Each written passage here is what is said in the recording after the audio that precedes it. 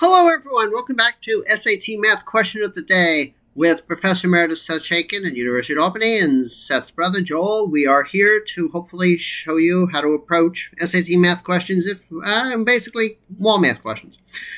We are done with two SAT practice tests that were said basically the SAT didn't really put out. And I don't really feel comfortable going through the practice tests that are on the SAT because you should be taking those yourself. If we do the questions, then you will not necessarily get a good diagnostic as how you're going to do. So what are we going to do? The SAT has a very close relationship with Khan Academy, where the Khan Academy helps you practice for the SAT entirely for free. I strongly encourage you to do this. When I took the SAT in 2016, I did this, and I did all 800 problems to prepare for the SAT. The new SAT post-2016 is a gift. The SAT people tell you exactly what's going to be on the math test. There are 40 categories of math questions that you need to know. This is what you need to know for the test. Okay? And Khan Academy gives you 20 questions per topic to help you study for the test.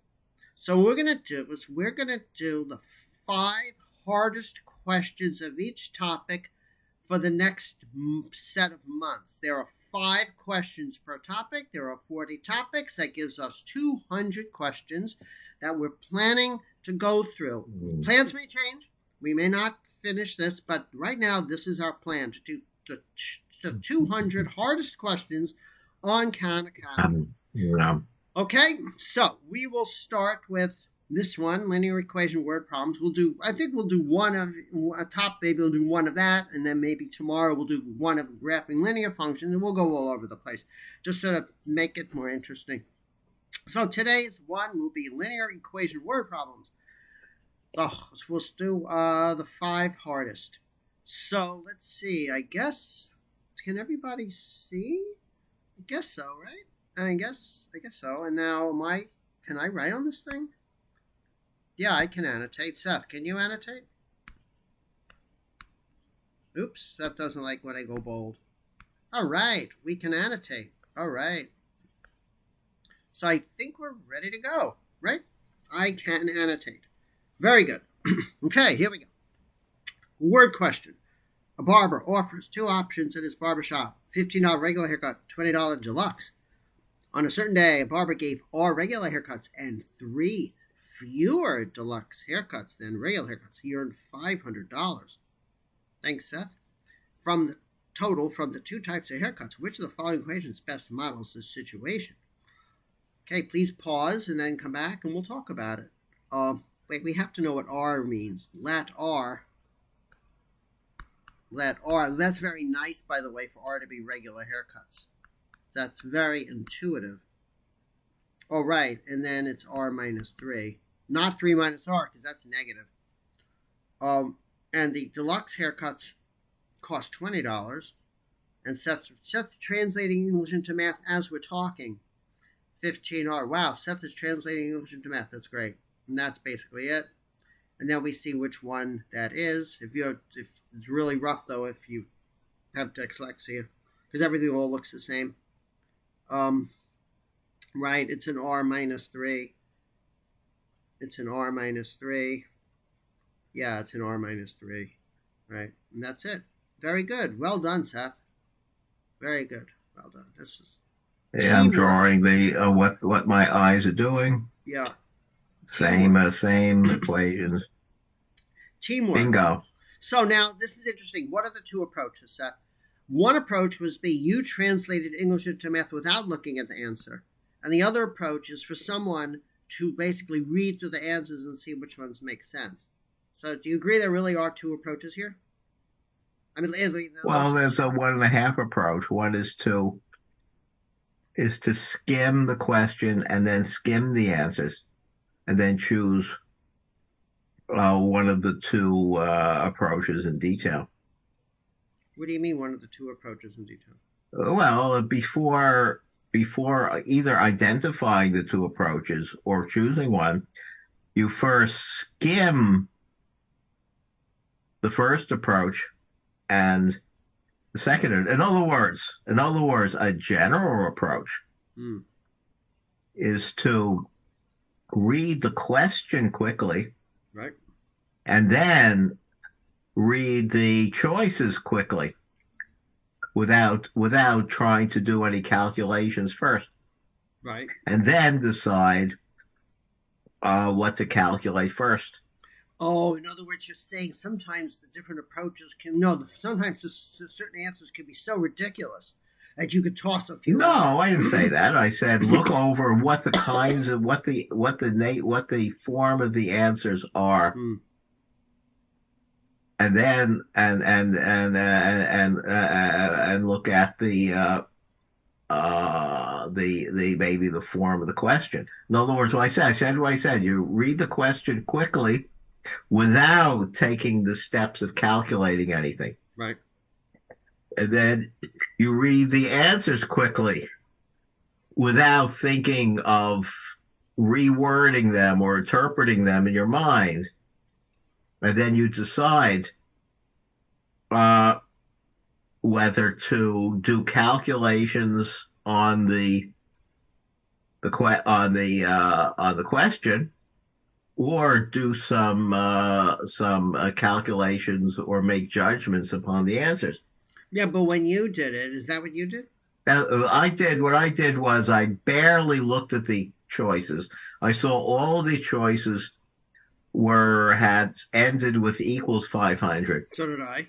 Right. And then I read the question and I figured, this is a question to translate the facts that were written in words into the algebra form, Okay. into an algebra form, and then see which of the algebra forms in the answers match the one that I translated to. Right. So you did the translating what it says in Yeah, facts to say English into math. Yeah, yeah, yeah, yeah. yeah, I mean, honestly, I don't know how I would have done it myself, entirely myself, because Seth started doing it as I was talking. I can't yeah. honestly say how I would have done it, but yeah, those are the two approaches. All right, so let's move. We're doing five, right? So let's move on. No, we're not doing five. I thought I No, we're only doing one a well, day. I'm doing one a day. Oh, all Yeah, we're right, doing one good. a day. Keep it short. Keep it simple. Keep it simple. So Yeah, all tomorrow we right. probably won't do a linear equation one. We'll skip to another topic and we'll do Yeah, another yeah, one. Okay. So this is pretty straightforward stuff, right? yeah, Yeah. Okay. I guess there's nothing more to be said, right? yeah. Well, I guess a general. So you said let R equals regular. Actually, what you really want Well, to do, I know, no. Seth, wait. Yes. What you really want to do is say this: let R be number of regular haircuts. That number of is really important. okay. I would say Number of regular. no. Hold on. I would say this is a question about the R that the SAT question writer wrote. So you, Joel, have no business letting R be anything. Okay. I guess Your job is to pick up what the author told you R was and yeah. use that information. You're right. You're right. So instead of this let business, R is The number of. exactly what the question says R is. Yeah, but I like to say number of regular haircuts. No, it doesn't. It says the barber gave R regular haircuts. Yeah, but it's the same as So it's number it's of. and so that's the English immediately clarifies that R is a counting number. Okay, so there's and so it's a waste of time to think to yourself, R is the number of haircuts It's not a that the waste of gar time. Not a waste of time. that the barber gave. Come on. In practice, nobody's really going to write this, right? But it's not a waste of time. Not a Yeah, waste of time. yeah, yeah. So I think it's a good idea. Well, in practice, again, we don't know if you have the opportunity to scribble on the SAT form when you take the electronic SAT form. I don't know. That's a great question. Yeah, But okay, then. But let me give you an argument why it is important to get in the habit of at least not thinking that it's the number of regular haircuts. The reason why is because there's those really annoying coin questions that can be given. The yeah, two equation coin questions. You know, the number there's you have a bunch of dimes and nickels, right? And you have three more dimes um, than nickels, and then yeah, the total number. No, no, no. The value of your money. The value of your money is $6.25, and the total number of coins is 40. Okay, yeah, that throws a lot of people. Now, if you do the let statement and you say let D be the number of coins and let N be the number of nickels, then yeah, when it says the total number of coins that you have is 40, then it's more obvious that you write N plus D is 40. But if you don't remember that the N stands for number of and D means number of, it's harder to see that you're going to have to add N plus D is equal to 40. maybe, yeah, So yeah, that's why it's a good habit to always get into this number up because it protects you. It helps you when you do the annoying coin problems. Um, yeah, yeah, yeah. Well, also it helps when there are different kinds of quantities. You know, there might be a number as a counting. There might be a counting number and a length number. hmm. So a length number might be fractional, not a counting number. Oh, like RB bar or So something. yeah. Or no, So the L. we don't say so. The length of the trip in miles. Uh, well, that could be the number of miles in the trip. However, the number of miles in a trip could be a number with a fractional part, like Hmm. 3.5. Well, but you say like G. G, let's say the bars of gold, right?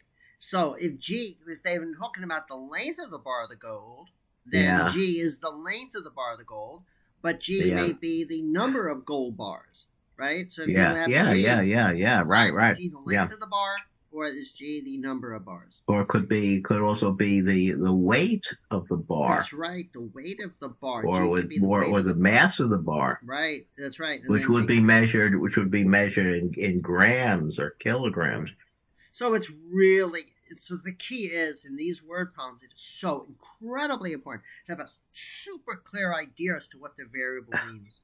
Got to really know what that variable means. Yeah, And the more explicit you are in the let statement or what you're told, the more you understand exactly what it means. It's so crystal clear. The better off you're going to be dealing with the word problem. Because Seth said, you're right. Yeah, G could be the weight of the bar in gold. Weight of the bar. So the big takeaway is take these variables really seriously. Like really understand what those variables mean. Why? So I guess we took an easy, fairly straightforward problem and really overdid it again. oh, we did. We overdid it again.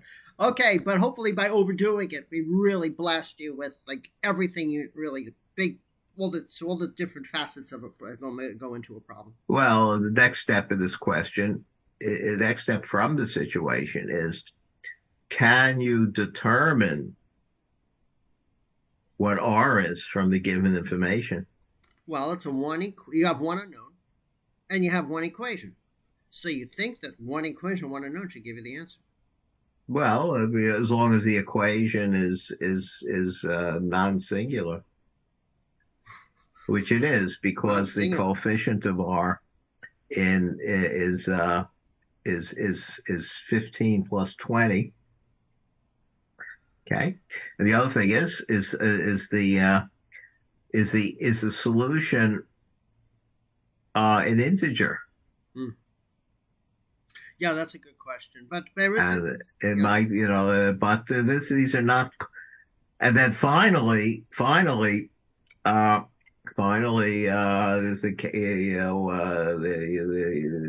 finally, what what is the value of R that satisfies the equation? Right.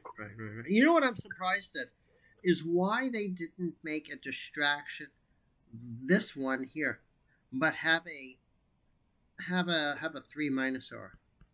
Have this answer, but have three minus R. Oh, Because that's always confusing, right? There's going to be the difference. Sometimes in a confusing problem, I would write them both, R minus 3 and 3 minus R, and decide which one is right. But this one yeah, leads to a maybe negative they R. thought, I yeah, wonder why they didn't cool, do that. I would have done yeah, that. I would have done that. mm, Because that's something I always get confused in. yeah, Um, yeah, that's interesting. Okay. That was a gift then for them not to put this in. Because if you're yeah, fast, if you're going through it quickly, you know it's a difference. You pick the wrong difference, you get the wrong answer. yeah, Boy, yeah, we really overdid it. Okay, yeah. everyone, please like us, dislike us, give us comments on our YouTube videos, or email us at satmathquestionoftheday@gmail.com, or email us your SAT math questions. Otherwise, we're just going to keep plowing ahead for the 200 Khan Academy questions. Email them at satmathquestionoftheday@gmail.com. Everyone, have a great day. Bye bye. Okay, have a good day. Bye bye. Yep.